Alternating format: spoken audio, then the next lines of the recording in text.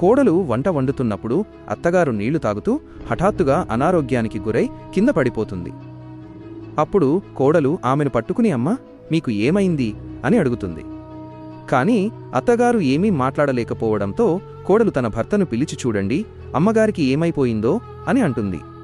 అప్పుడు కొడుకు అమ్మకు గుండెపోటు వచ్చిందని నాకు తెలుసు అని అంటాడు. నేను ఈమెను త్వరగా హాస్పిటల్కు తీసుకువెళ్తున్నాను, నువ్వు ఇక్కడే ఉండి ఇల్లు చూసుకో, నేను ఫోన్లో పూర్తి సమాచారం ఇస్తూ ఉంటాను అని చెప్తాడు. ఆ తర్వాత కోడలు తన అత్తగారు త్వరగా కోలుకోవాలని దేవుణ్ణి ప్రార్థిస్తూ ఉంటుంది. అంతలోనే అత్తగారు కోడలిని తన దగ్గరకు పిలుస్తుంది. అప్పుడు కోడలు ఆమె దగ్గరకు వచ్చి అమ్మా మీరు హాస్పిటల్కు వెళ్లారు కదా అని అంటుంది. అప్పుడు అత్తగారు నాకు ఏమీ కాలేదు, నేను పూర్తిగా బాగున్నాను అని చెబుతూ ఇంటి తాళాలు ఇచ్చి ఇప్పటి నుండి ఈ ఇంటి బాధ్యతలన్నీ నువ్వే చూసుకోవాలి అని అంటుంది. రేపు నేను ఈ ప్రపంచంలో ఉంటానో లేదో అని అంటుంది. అంతలోనే భర్త వచ్చి అమ్మ ఆరోగ్యం చాలా క్షీణించింది అని చెప్తాడు. దానికి భార్య అరే అమ్మగారు అక్కడ కూర్చుని ఉన్నారు కదా అని అంటుంది. కానీ అక్కడ ఎవరూ ఉండరు, మరిప్పుడు డగే ముందు ఏం జరిగిందో అది చూసే ముందు ఆగునైనా నన్ను చూసి విస్మరించకు, లేకపోతే నీకు చెడు సమయం వస్తుంది.